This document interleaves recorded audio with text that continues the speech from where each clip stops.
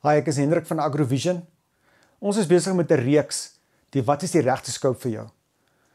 Wat ek daarmee wil doen is, ek wil vir elke ou wys, dat die duurste scope is nie altyd die regte scope nie.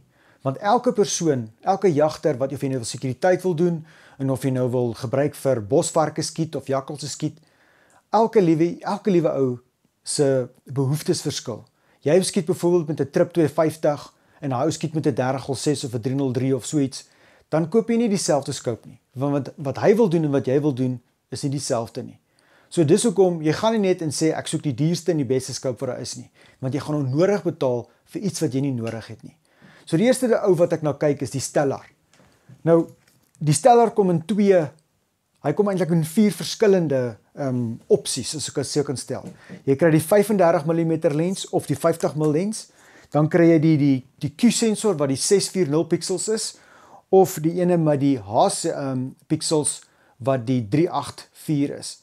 So, nou hoekom sal ek byvoorbeeld die beter pixels vat en nie die slegter pixels nie, of dalk die slegter pixels wat net vir my so goed sal werk as die beter pixels? As jy 2 van dieselfde modelle langs mekaar sit, so wat 30mm ringe, hy lyk soos die Stellar of 'n gewone scope, en ek kyk op 'n jakkals na 100 meter, met al twee, die ene die minder pixels in en die ander die meer pixels, so die 384 of die 640, die Q of die H. Nou, as ek met al twee van hulle kyk na jakkals op 100 meter, dan gaan die jakkals vir my meer en meer omtrent dieselfde lyk op 100 meter.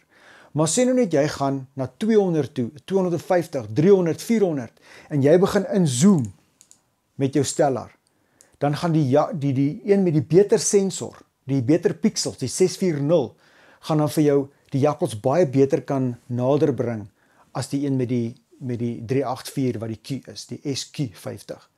So, as jy weet jou teiken is 150 meter, max 200 meter, dan gaan belê jy in 'n SH50, want dan hoef jy nie 300, 400 meter te gaan staan en skiet nie. Want elke liewe keer as jy byvoorbeeld 'n rangefinder opsit, as jy enige ietsie bysit op hierdie produkte, dan betaal jy vir dit. So, as ek jakkalse skiet op 150, want ek sit mos my roeper uit op 100 meter, 150 meter. So ek bring die jakkalse in. Ek weet ek gaan hulle nie daar op 300 skiet nie, want ek bly in elk geval in die hoofveld. So ons jakkalse kom in elk geval nie so ver nie, want daar's te veel klippe en hobbels en goeters. So, dan bring ek my jakkals in op 150. Dan sal die SH50 vir my perfek werk, want ek hoef nie so ver te skiet nie.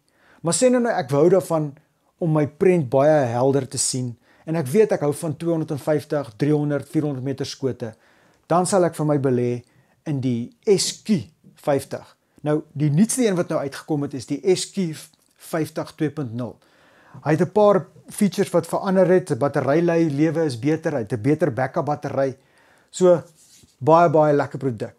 So, laat my weet, as jy enige vrae het oor die Stellar, oor wat is die regte scope vir jou, laat my weet, ek gaan jou vra soos byvoorbeeld, hoe ver gaan jy skiet, op wat se geweer gaan jy hom sit, wat wil jy met hom doen, en dan sal ek uit my ondervinding, oor al die thermals wat ek al mee geskiet het, sal ek vir jou kan sê, vat die ene, hierdie is beter of daai is beter.